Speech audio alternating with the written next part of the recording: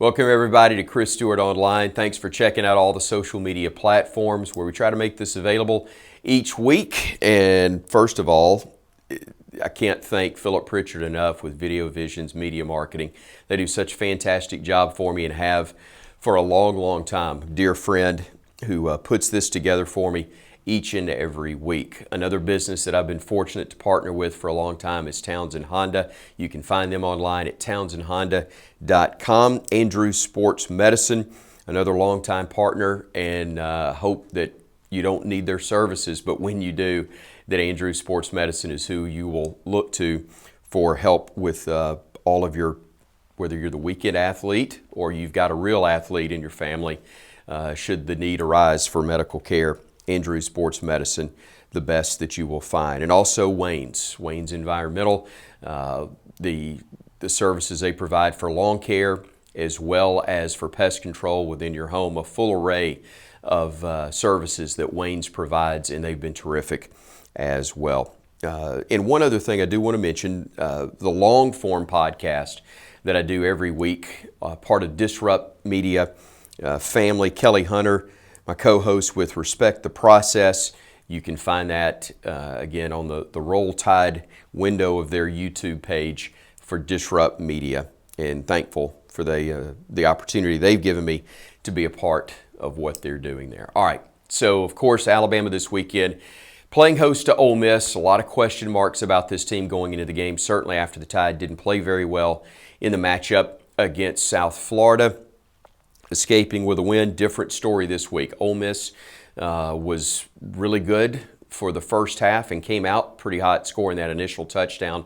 Alabama's defense terrific again, though, able to keep it tight at the half, even though Bama was down 7-6. Really came out of the locker room impressively to begin the second half of play, took the lead, and then really did a great job continuing to clamp down that Rebel defense and winning it by a final score of 24-10. What we're going to try to do this week, yes, more than stealing a page from Coach Saban and his good, the bad, the ugly, and tying it in with our partners. We've got the good for you. If you want a good deal on a car, obviously check out townsendhonda.com or go by and see them in Tuscaloosa. But for me, the good was Jalen Milroe, 17 of 21, 225 yards.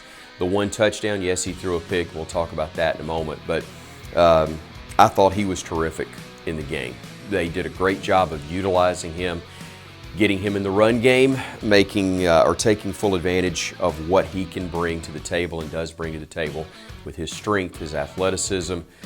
So effortless throwing the football, and the touchdown pass that he had, knowing that he was about to get leveled, was a phenomenal throw, and I think an example of why the locker room really loves and respects him, and why this team is going to just get better. They're going to have to weather some storms, obviously, with the opponents they'll face, and didn't pass one of those tests against Texas.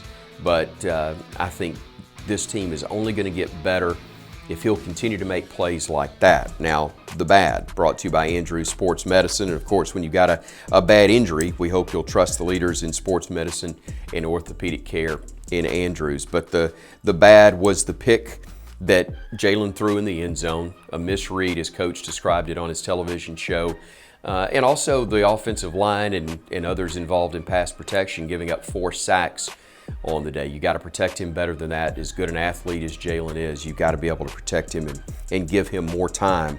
But the 4 sacks would, to me, certainly be part of the bad in that ball game. And it brings us to the ugly, presented by Wayne's, celebrating 50 years of getting rid of ugly bugs in your home and also in your lawn as well. The ugly easily, after Alabama blocked the punt, took over 1st and goal at the Ole Miss 1. You get a high snap, and I thought it was a combined effort. I'm not sure how the coaches evaluated that one, but the snap was a bit high, but it's also one that Jalen's got to bring in, and so regardless of who's at fault, you lose about 20 yards on that play. Instead of having 1st and goal at the 1, now or a touchdown after 1st down, you got 2nd and about 20 to go, or 2nd and goal from the 20. And Bama did get points, but it should have been 7, and that could have been something that, in a tighter ball game, is going to cost you mental.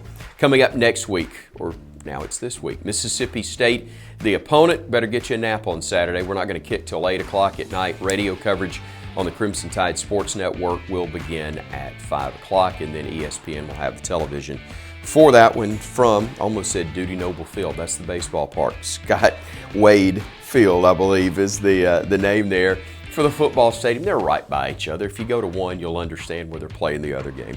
Anyway, Mississippi State and Alabama, 8 o'clock kick, 5 o'clock airtime on the Crimson Tide Sports Network. Look forward to seeing you on the Respect the Process podcast from Disrupt Media Wednesday night, Thursday morning. But I hope you'll join me back here on Monday and Tuesday once again for the latest podcast from here on Chris Stewart Online.